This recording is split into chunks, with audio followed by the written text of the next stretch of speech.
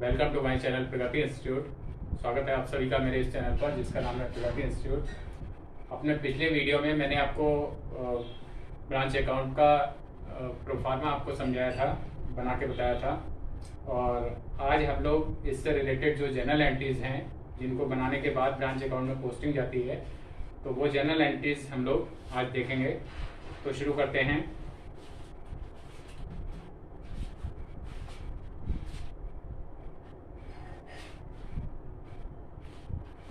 General entries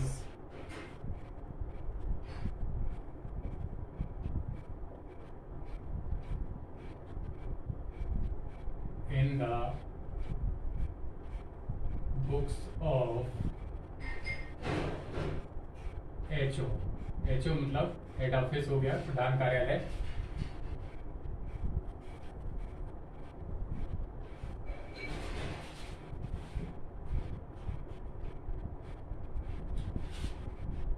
अब पहला है फर्स्ट नंबर पर, शाखा की संपत्तियों के प्रारंभिक शेषों के लिए। तो हो जाएगा for the opening balances of assets of the branch. For the opening balances of assets of branch. Branch की जो भी एसेट्स हैं उनके ओपनिंग बैलेंसेस को जब हम ब्रांच अकाउंट में ट्रांसफर करते हैं तो क्या एंट्री बनती है, तो उसको देखते हैं। Branch account debit, branch account debit to, जो भी एसेट्स होंगे वो टू में आ जाएंगे। टू ओपनिंग कैश है तो कैश आ जाएगा, बाकी स्टॉक है तो स्टॉक आ जाएगा। स्टॉक ओपनिंग हर एक में नहीं लिख रहा हूँ क्योंकि ये ओपनिंग बैलेंसेस ही हैं, तो स्टॉक हो गया। इसके बाद है डेटर्स हो जाएगा, फर्नीचर हो जाएगा, debtors furniture,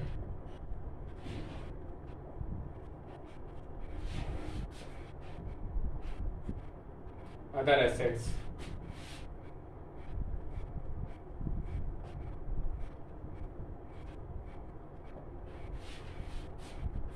being balance of assets,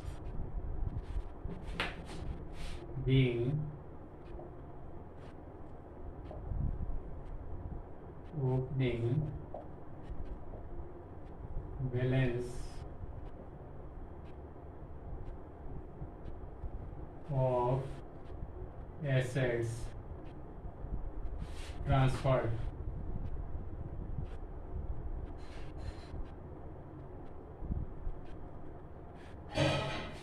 तो ये फर्स्ट एंट्री हो गई। और दूसरा है शाखा के दायित्वों के प्रारंभिक शेषों के लिए। फॉर द सेकेंड एंट्री जो बनेगी, for the opening balance, opening balance of liabilities. Liabilities का ओपनिंग बैलेंस को ट्रांसफर करने के लिए एंट्री क्या बनेगी, liabilities of the branch, of branch लिख सकते हैं, ऑफ द ब्रांच लिख सकते हैं। और इसकी जो जनरल एंट्री है वो क्या बनेगी, लायबिलिटीज जो भी हैं वो डेबिट हो जाएंगी। Liabilities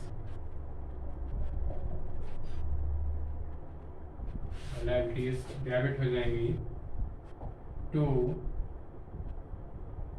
branch account. अब लायबिलिटीज में अलग अलग लायबिलिटीज के नाम लिखे जा सकते हैं, जैसे क्रेडिटर्स है, बीटी है, और बाकी और भी अदर लायबिलिटीज हो सकती हैं, बैंक ओवरड्राफ्ट वगैरह जो भी है, तो वो सब लिख सकते हैं। तो यहाँ पर मैंने केवल लाइबिलिटीज लिखा है, अलग अलग लाइबिलिटीज के नाम लिखे जाएंगे। बीइंग,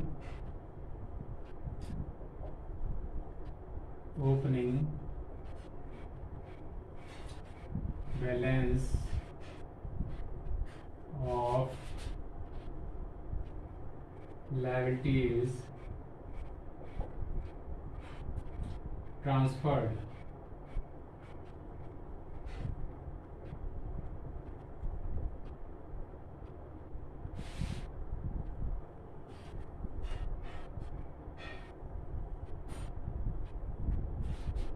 ये एंट्री बन गई लाइबिलिटीज को ट्रांसफर करने की। और इसके बाद है शाखा को वर्ष भर में भेजे गए माल के लिए, for the goods, for the goods send to branch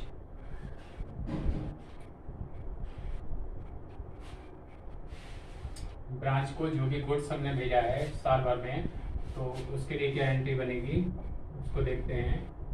ये आ जाएगी यहाँ पर, branch account debit to goods supplied to branch account, branch account debit to goods supplied to branch account, being goods sent to branch,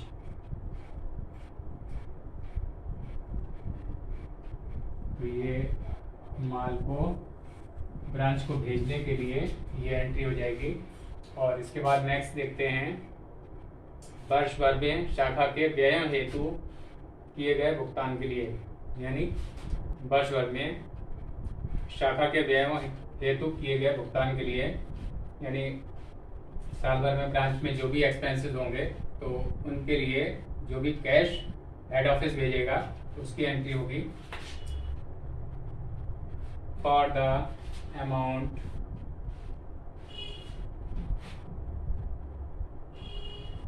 for the amount sent to branch for expenses,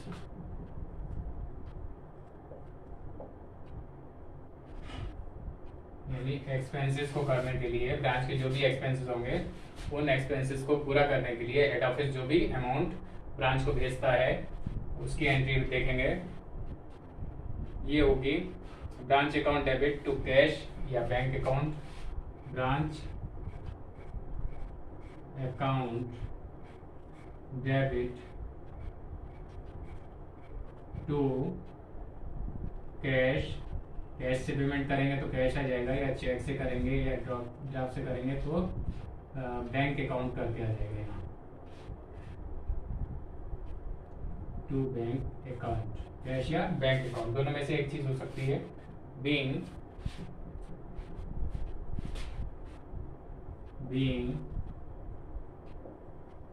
cash sent to branch for expenses,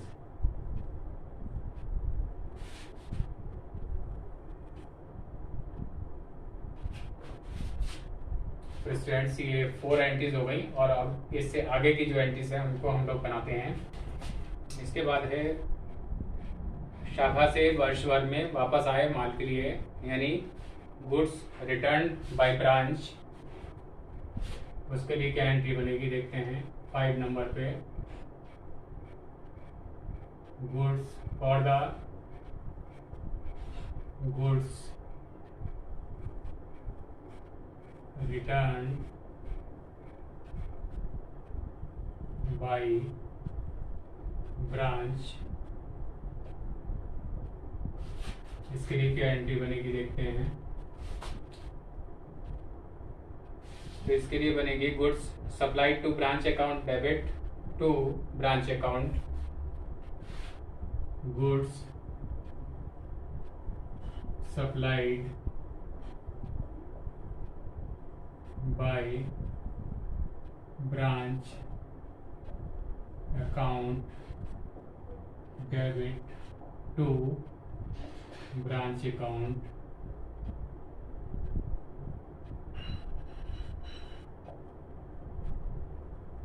being goods returned by branch। ब्रांच के द्वारा जो भी goods माल वापस किया गया उस amount से ये वाली एंट्री बन जाएगी। और इसके बाद देखते हैं 6 नंबर पे क्या है। वर्ष भर में शाखा द्वारा प्रधान कार्यालय को भेजी गई राशि के लिए, यानी जो कैश सेल्स और अमाउंट रिसीव्ड फ्रॉम डेटर्स का जो अमाउंट होता है वो हेड ऑफिस को जब ब्रांच सेंड करता है, भेजता है, तो क्या एंट्री बनती है, तो वो देखते हैं। 6 नंबर पे आ जाएगा for the amount sent by branch to HO। और इसमें कौन कौन सी अमाउंट होगी, एक तो कैश सेल्स होगा plus amount received from debtors. इन दोनों के टोटल से ये एंट्री बनेगी। और एंट्री क्या बनेगी देखते हैं। कैश या bank account debit to cash और bank account debit to branch account being cash या पेमेंट रिसीव्ड, कैश भी लिख सकते हैं, पेमेंट भी लिख सकते हैं। Cash received from branch. किस बात के लिए मिला था कैश, एक तो कैश सेल्स का और अमाउंट रिसीव्ड फ्रॉम डेटर्स का, तो ये एंट्री इसकी हो जाएगी। और अब हम लोग देखते हैं 6 एंट्रीज हो गई।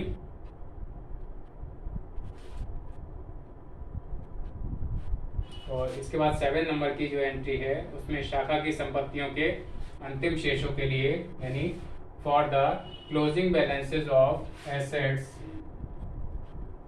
For the closing balances of assets of branch। तो क्लोजिंग बैलेंसेस के लिए क्या एंट्री बनेगी देखते हैं। क्लोजिंग में जो भी एसेट्स हैं हमारी वो सारे डेबिट हो जाएंगे, कैश अकाउंट डेबिट जैसे, चाहे इसको क्लोजिंग कैश लिखें चाहे कैश लिखें, बात एक ही है। स्टॉक हो सकता है हमारा, वो डेबिट हो जाएगा, यानी सारी एसेट्स जो है वो हमारी डेबिट होती जाएंगी।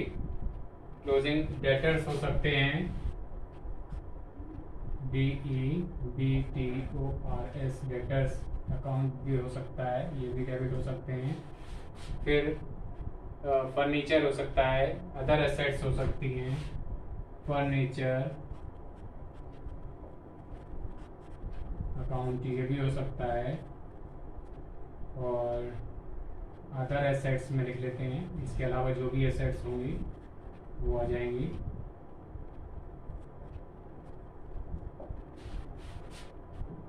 इनमें अकाउंट ना लिखें तो भी सही रहेगा, लिख दें तब भी कोई बात नहीं है। ना लिखें तो ज़्यादा अच्छा रहेगा, केवल एसेट्स के नाम आ जाएंगे। और 2 हम ब्रांच अकाउंट कर देंगे, क्योंकि ब्रांच अकाउंट के क्रेडिट में क्लोजिंग बैलेंसेस जाते हैं। Branch account being closing balances of assets transferred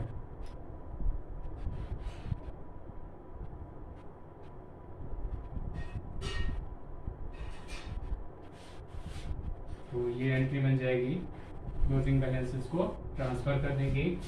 तो ये हो गई 7 एंट्रीज हो गई। Now we come to the 8th नंबर। 8वीं एंट्री है शाखा के दायित्वों के अंतिम शेषों के लिए फॉर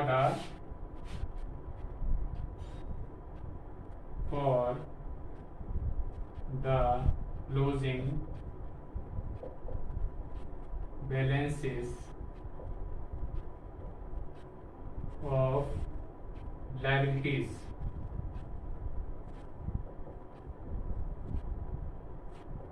के क्लोजिंग बैलेंस कैसे ट्रांसफर करेंगे देखते हैं। Branch account debit,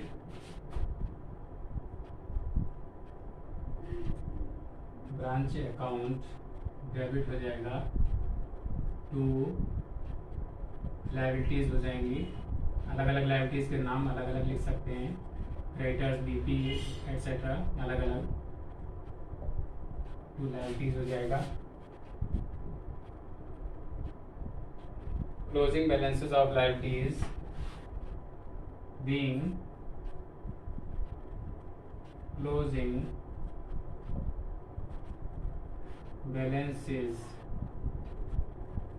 of liabilities transferred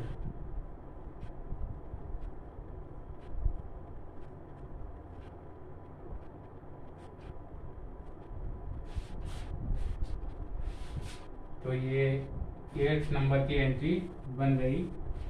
और अब इसके बाद जो 9th नंबर की एंट्री है, 9th नंबर की जो एंट्री है, तो उसमें अगर ब्रांच अकाउंट हमारा प्रॉफिट शो करेगा तो क्या एंट्री बनेगी देखते हैं।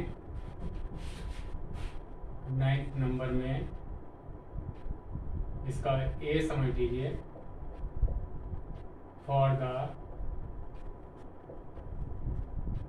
Profit in branch account. अगर ब्रांच अकाउंट में हमारा प्रॉफिट शो करता है तो क्या एंट्री बनेगी। Branch account debit to general P&L account, branch account debit to general P&L account being profit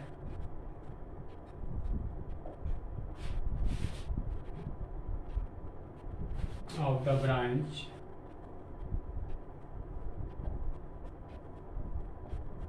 transferred to general P&L account. तो ये प्रॉफिट के लिए ये एंट्री बन जाएगी। और इन केस अगर हमारा ब्रांच अकाउंट लॉस शो करता है तो क्या एंट्री बनेगी वो भी देख लेते हैं। इसी का 9th का बी पार्ट है, for the loss in branch account. अगर ब्रांच अकाउंट हमारा लॉस शो कर रहा है तो क्या एंट्री बनेगी। General P&L account debit, general P&L account debit to branch account. Narration भी सेम लगभग वैसी हो जाएगी, being loss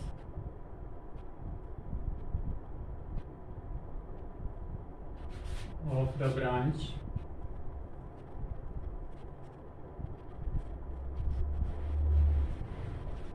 transferred to general P&L account.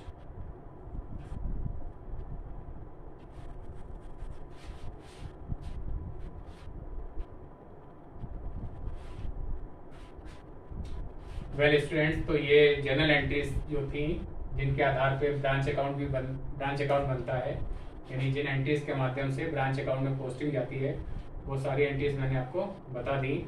और अब इसमें एक ब्रांच डेटर्स अकाउंट भी कभी कभी बनता है, तो उसको भी हम लोग देख लेते हैं। वेल, तो अब ब्रांच डेटर्स अकाउंट बनाते हैं। ब्रांच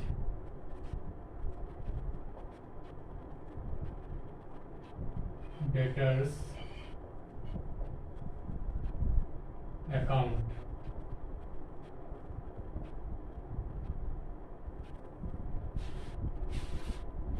ये कब बनाया जाता है? जैसे अगर ओपनिंग बैलेंस ऑफ डेटर्स ना दे रखा हो, बाकी सारी इंफॉर्मेशन दे रखी हो, तब बनाएंगे इसको। या क्लोजिंग बैलेंस ऑफ डेटर्स नहीं दे रखा है, तब इसको बनाएंगे। या कैश रिसीव्ड फ्रॉम डेटर्स नहीं दे रखा हुआ है, उसको हमें फाइंड आउट करना है, तब भी इसको अकाउंट को बनाते हैं। तो इन 3 दिशाओं में इस अकाउंट को बनाना जरूरी हो जाता है। तो अब इसका प्रोफार्मा देखते हैं।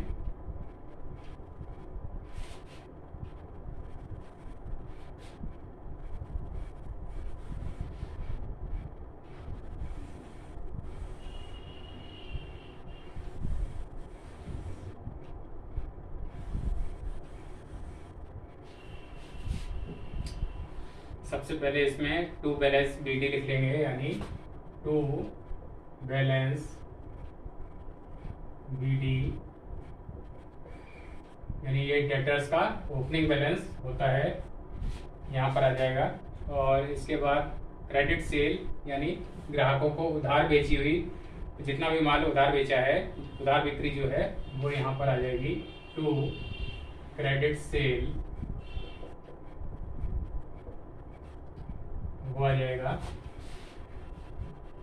और इसके बाद अगर बिल्स रिसीवेबल हैं जो कि डिसऑनर्ड हो गए हैं, तो अनादत हो गए हैं, तो वो भी यहाँ पर लिखे जाएंगे। ऐसे बिल्स जो डिसऑनर हो गए, to bills dishonoured, bills receivable लिख लेते हैं, डिसऑनर्ड ब्रैकेट में लिख लेते हैं, जिससे याद रहेगा। उसका अमाउंट इधर आ जाएगा। अब क्रेडिट में क्या क्या आएगा वो देखते हैं। तो सबसे पहले तो कैश रिसीव्ड फ्रॉम डेटर्स, यानी बाई कैश, ये आ जाएगा अमाउंट यहाँ पर। इसके बाद है सेल रिटर्न, अगर है यानी ग्राहकों के द्वारा जो माल वापस किया गया है, तो वो भी हम यहाँ पर लिख लेंगे बाई सेल्स रिटर्न्स, ये आ जाएगा। और इसके बाद है डिस्काउंट, यानी छूट, डिस्काउंट ग्राहकों को जो अलाउ की गई है वो आ जाएगी।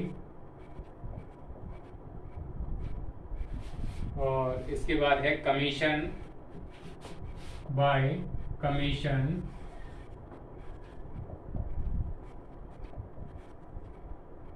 ये आ जाएगा।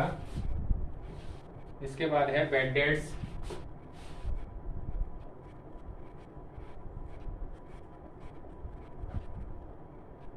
ये आ जाएंगे बैड डेट्स, यानी अशोध ऋण जो पैसा डूब गया वो बैड डेट्स कहलाता है, ये आ जाएगा। और इसके बाद बिल्स रिसीवेबल है, बिल्स रिसीवेबल, यानी प्राप्य बिल जो है उनका अमाउंट इधर आ जाएगा। और उन्हीं प्राप्य बिल में से अगर कोई डिसऑनर हो गए हैं, अनादत हो गए हैं, तो वो इधर आ जाएगा। तो बिल्स रिसीवेबल भी आ गया। और इसके बाद जो लास्ट आइटम आता है वो बैलेंस CD,